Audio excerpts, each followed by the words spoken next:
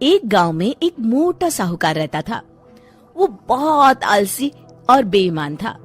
दिन भर अपनी दुकान पर बैठा नौकरों पर हुक्म चलाता और ग्राहकों को सामान को कम तौल के देता। बाबूजी 2 किलो आटा दे दीजिए। अरे दीनू, जरा इस हरिया के लिए आटा तो तौल दे। जी सरकार। अरे अरे, ये क्या कर रहा है? पूरी दुकान इसे दे देगा क्या? अरे पर सेठ जी, मैंने तो 2 ही किलो। मुझसे जुबान लड़ाता है। कल से काम पर मत आना। नहीं नहीं, माफ कर दीजिए सेठ जी, गलती से ज्यादा तोल दिया। दीनू थैले में से 200 ग्राम आटा कम कर देता है। सेठ जी, ये आटा तो कम है। कम है तो जा कहीं और से ले ले। कैसे कैसे फटीचर आ जाते हैं मुझे नाप तोल समझाने। पर आप तो जानते हैं सेठ जी, इस गांव में सिर्फ एक आपकी ही तो दुकान है। हम गरीबों पर दया करिए। बड़ी मेहनत के पैसे लेकर आए हैं। अरे तो मेरा आटा क्या मुफ्त का है? लेना है तो ले, वरना चलता बंद है। हरिया आटे की थैली उठाकर दुखी मन से चुपचाप वहाँ से चला जाता है। अगले दिन विजय अपने कमरे में बैठा है। अरे मोहन, तुम आओ आओ। भाग्यवान, सुनती हो? मेरा बचपन का सखा आया है। जरा जल्दी से बढ़िया भोजन का प्रबंध करो। कैसा है विजय? तू तो बहुत बड़ा आदमी बन गया है। ये बंगला, गाड़ियाँ। अरे बस सब दिमाग का खेल है। तेरी सुनारी की दुकान कैसी चल रही है? बस मित्र सुख से रोटी की व्यवस्था हो जाती है। अरे थोड़ी बुद्धि लगा तो रोटी के साथ साथ नोटों की भी व्यवस्था हो जाएगी। क्या मतलब? मतलब ये कि पूरे गांव में सिर्फ एक तेरी ही सोने चांदी की दुकान है। अगर तू थोड़े नुकसान में भी लोगों को सामान देगा तो उन्हें तो लेना ही पड़ेगा ना, वरना बार बार खरीदारी करने शहर जाना पड़ेगा। तो तू ज्यादा कीमत में कम सामान दिया कर। अरे भाई, ये तो बेईमानी हुई। अरे तो तू ईमानदारी से कौन सा कलेक्टर बन गया? हाँ, ये देख, जरा सी बेईमानी ने मेरे घर का नक्शा ही बदल दिया। नहीं नहीं मित्र, ऐसे पैसे तो आ भी जाएंगे तो साथ में बददुआ लेकर आएंगे।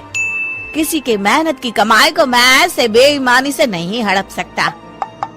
तो अपने ईमान की चटनी बना और जिंदगी भर उससे रूखी रोटी खा। ऐसी बात नहीं है मित्र, मेरी मानो तो तुम भी ये सब काम छोड़ दो, वरना एक दिन पछताना पड़ेगा।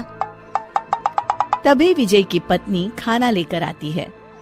रहने दीजिए भाभी, इस पाप के 56 भोग के आगे मेरी मेहनत की रूखी रोटी ही भली है। मैं चलता हूँ। कुछ दिन बाद विजय के घर इनकम टैक्स की रेड पड़ जाती है। हे भगवान, इन्हें मेरा पता किसने दे दिया?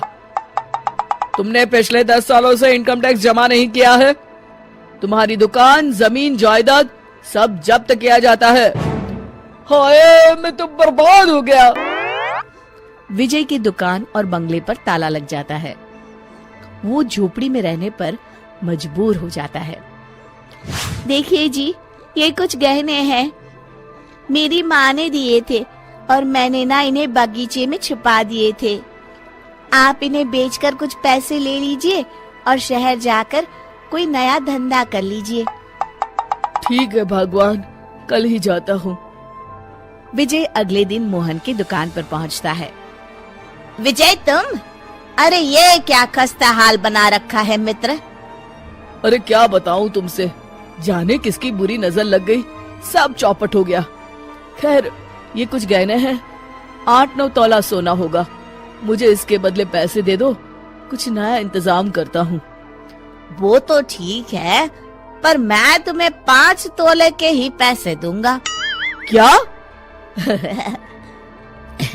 तुम्ही ने तो सिखाया है मित्र।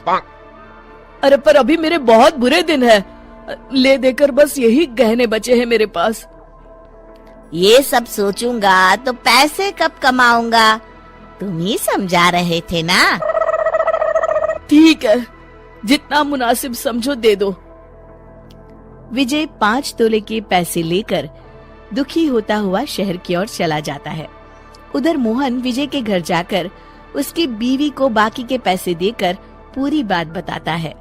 घर का जरूरी खाने पीने का सामान भी रखवा देता है।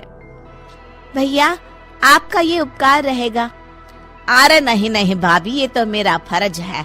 मैंने जो कुछ भी किया विजय को सही राह दिखाने के लिए। शाम को जब विजय वापस आता है, उसकी पत्नी उसे पूरी बात बताती है। मैं बहुत शर्मिंदा हूँ। ये मेरे कर्मों का ही नतीजा है जो आज हमें ये दिन देखना पड़ रहा है। कोई बात नहीं जी, देर आए दुरुस्त आए, जो हुआ सो हुआ। अब नया काम पूरी लगन और ईमानदारी से करिएगा जी। शिक्षा: बेईमानी से कमाया गया धन कभी सच्चा सुख नहीं दे सकता।